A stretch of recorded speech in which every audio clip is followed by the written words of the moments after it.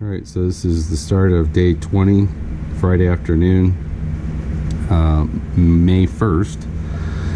And if you look at the top right corner there, if you come in one from the top right corner and down one, there's that tan one next to a couple green ones. There's some cracks in there where the chick is already starting to zipper out. And then if we come over here, this pale blue one on the far right, on this bottom area over here, that one is pipped. And then the tan one, if you look at the bottom right corner and in one between those darker two shells, there's a tan one. There's a little pip on that too. So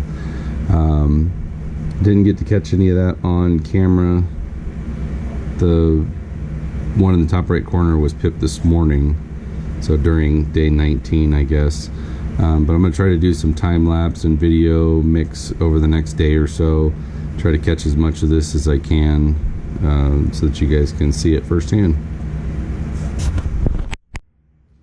Well, it's only been like an hour since I shot the last footage, and that chick just popped out quick. I was out doing chores and came back in and heard some little chirping. So I'm gonna switch this over to a time lapse mode, I think, and try to get the rest of this stuff here. So now it's time to get the brooder ready. I've used other things in the past for brooders, but because of the volume of this batch, plus I'm getting some meat birds here later in the week, I'm going to need larger capacity. So what I'm going to do is I'm going to cut this IBC tote. You can see I get some of these for free from a local business, and they're usually damaged in some way. Some of them don't hold liquids or anything like that, so it's no good for them anymore. But for this purpose, we don't really need to hold liquid. So I'm going to cut this right about here, and then I'll come through with the Sawzall after that and separate these two and see what we've got.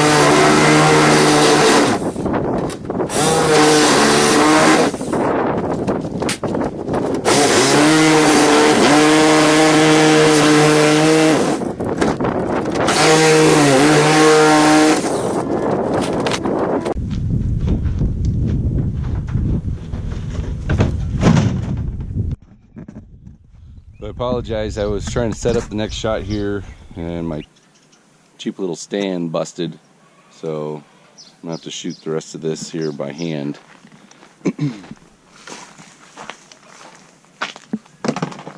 But basically all I'm gonna do is I'm just gonna turn the hose and spray this out, rinse out whatever is in there. Got this one from a feed store, so let's see if I can get this hose on with one hand. Got this from a feed store, so this wasn't anything that's going to be toxic or anything like that. It's just some kind of an additive that they put into their feed. And smelling it, it kind of smells like almost like a bouillon, so it's probably some kind of a protein mix, liquid state. So we're just going to spray it out and go from there here. Alright, so we've got these all sprayed out. We'll just go ahead and let them dry for a little bit and go back to some footage of the hatch, because there's still quite a bit of chickens that still are in their shells. So we'll go back to rolling some footage of that. I know that you can see it if you close your eyes. The colors aren't gray if you let it light. My heart's too weak to bear you now. Oh, but I won't let you fall between the cracks. 'Cause we are where the bright lights glow.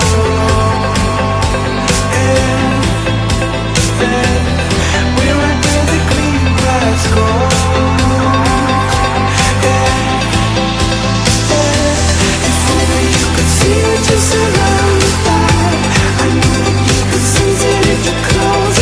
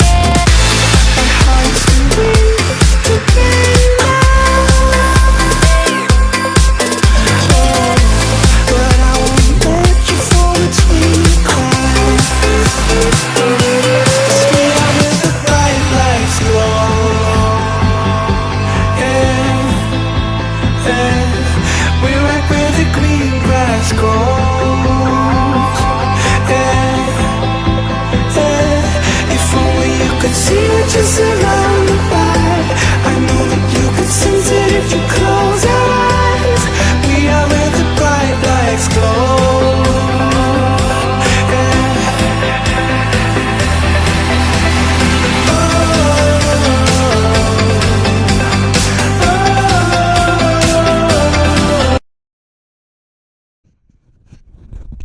So we let these guys go for a little while.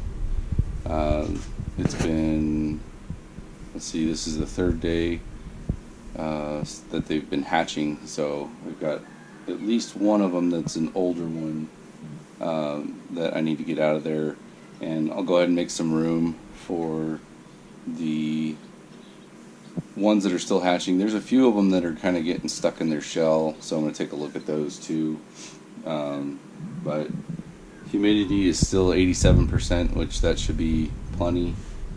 But always, whenever you're going to open it during the lockdown, always have like a misting bottle and just spray a little extra in there when you first open it up and when you're about to close it up as well, to try to keep from the shrink wrapping from happening. So I'm going to move these guys out, stick them over in the brooder, and I'll show you that setup as well. As soon as I finished that video, somebody woke up from their nap. Can you say hi? Can you say hi? Did you have a good nap? Did you have a good nap? So I'm going to take care of him, get him changed, get him fed, and then we'll move on to doing the chicks. Say bye-bye. Say bye-bye. Bye-bye. Alright. We've been fed, got a fresh diaper, we are good to go, ready to play. Yeah. You ready to play? Yeah. Should we get those chickies out? Yeah, okay. Alright, so we've got, there's a couple in there that we're still, one's damp, one looks like it hasn't been out very long. But you can see there's at least 3 in the shell over on that side. They've been stuck for a while. Then there's one over here that's stuck. So I'm just gonna move these guys over. Here we go. These are all the ones that are coming out. We'll move these over to the brooder.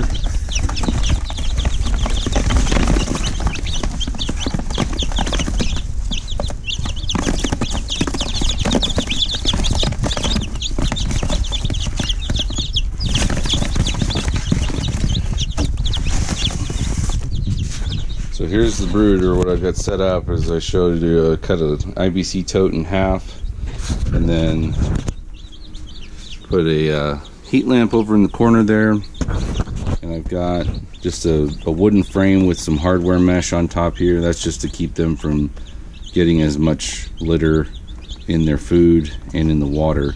So we'll take these guys out, give them a little dip in the water.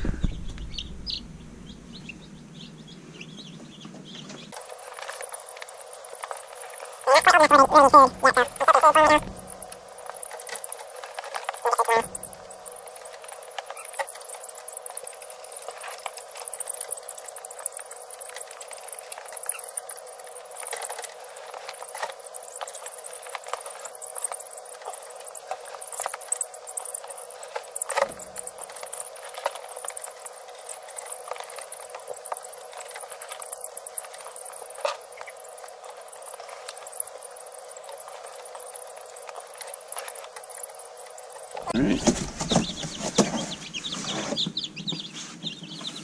Let's see. Looks like 19 in there. We still got 2 that hatched out.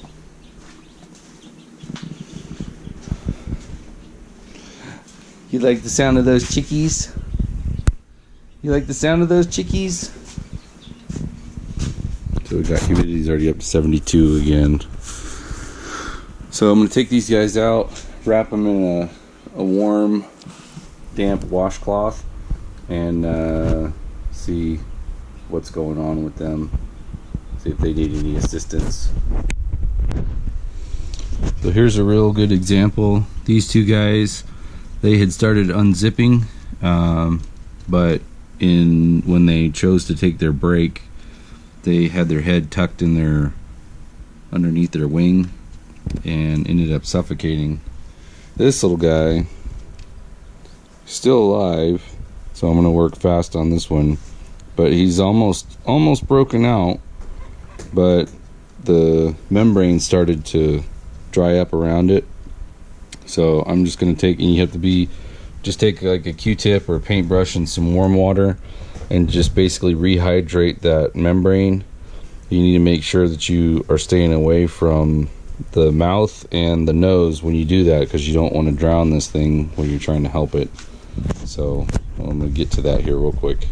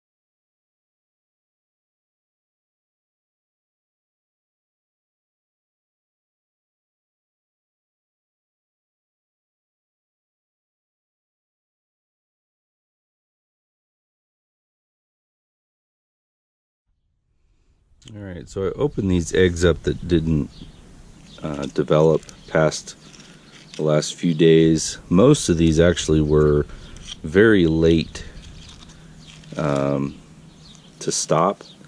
You could tell by the size of their egg sac. I mean, that's like a couple days, like within a day or two from hatching.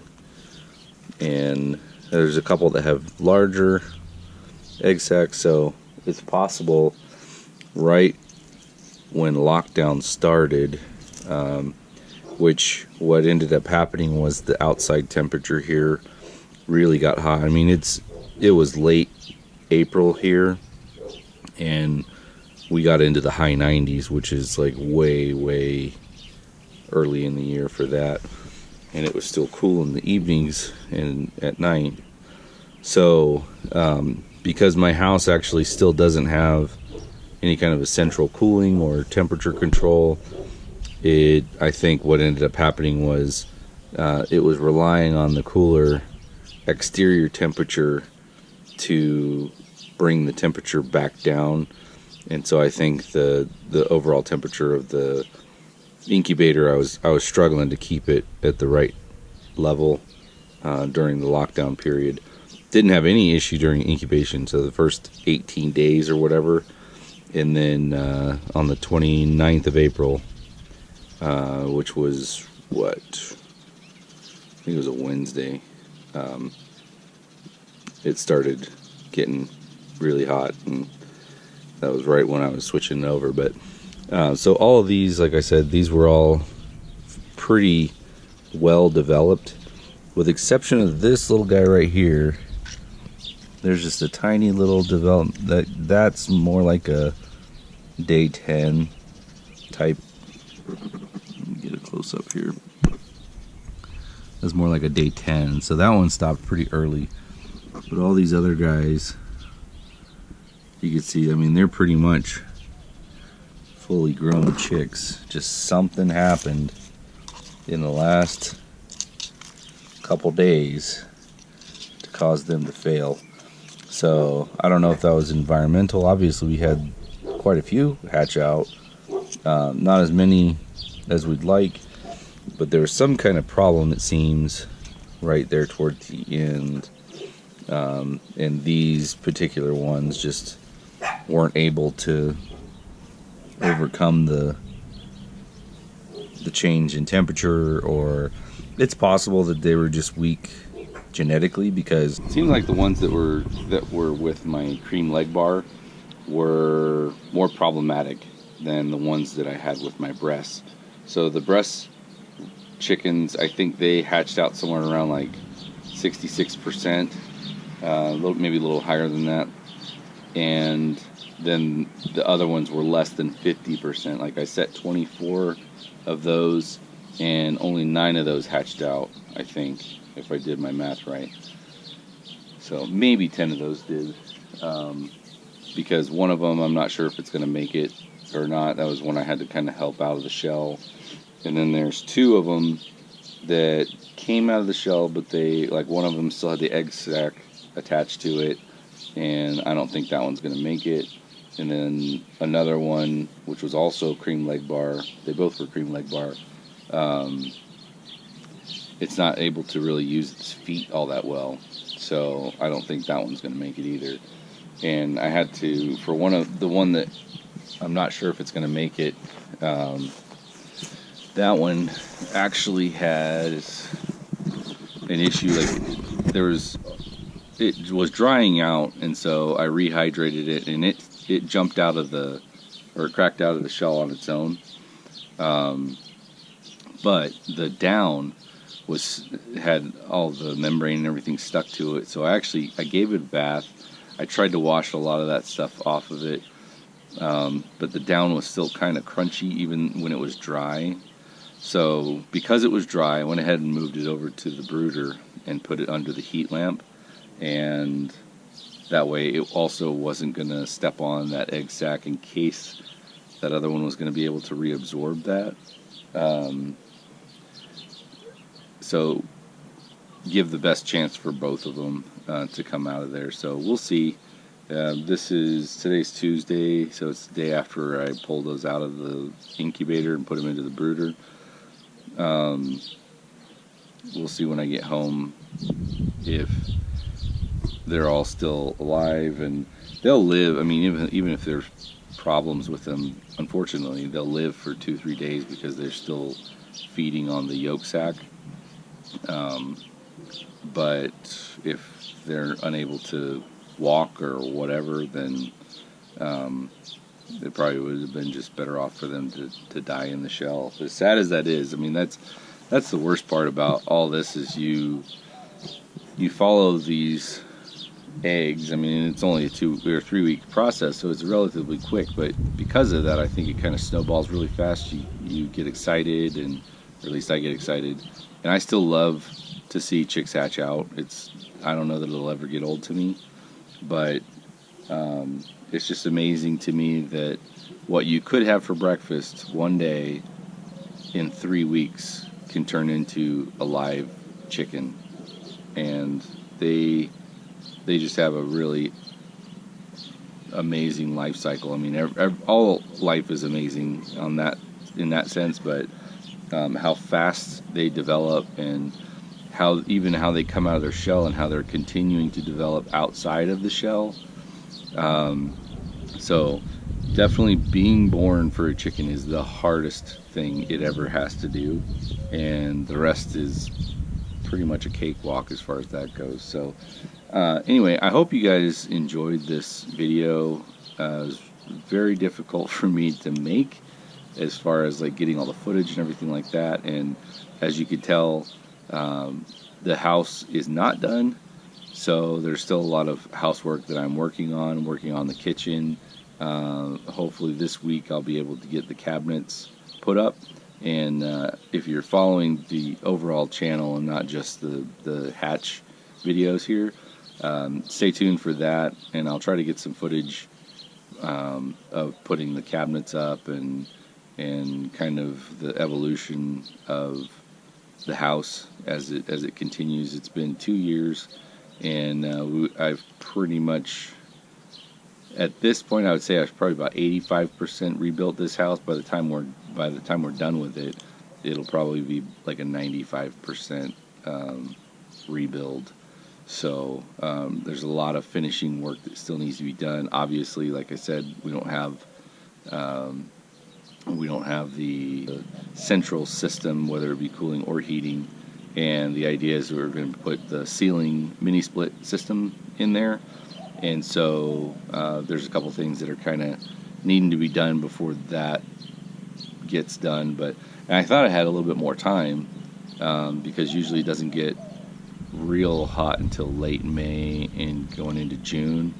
But man, this spring really hit hard to where it wasn't even forecasted to be that high. So we actually went from last frost to triple digits within a week of each other, which is insane as far as I'm concerned.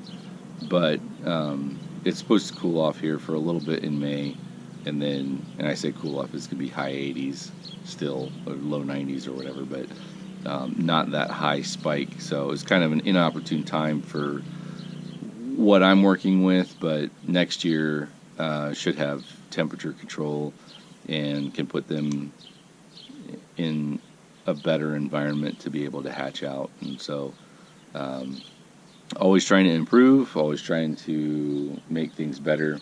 And if you guys have any ideas on how we can do that, or if you saw something that I did or didn't do in this hatching series, feel free to leave a comment, and I'll take those under consideration if it's something that I can do for our situation here. Thanks for joining us, and hope you guys got some good information. And feel free to like, subscribe, share, all that good stuff. Click the bell icon for notifications of future videos. You can go through and look at any previous videos and see what other things we've got going on around the farm. And thanks for joining us, and hope you have a great day. Bye-bye. What are those?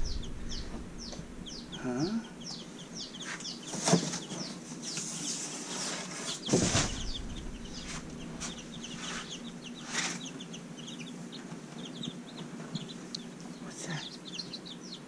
What's that? Huh? What is that? You like the light ones better? Is that a chicken? Is that a baby chick? I'm right here. He's like, ah.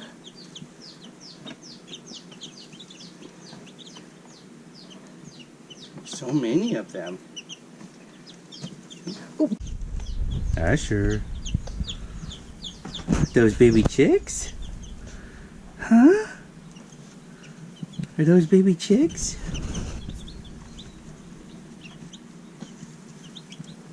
What do you think about those chicks? What do you think about those chicks? Huh?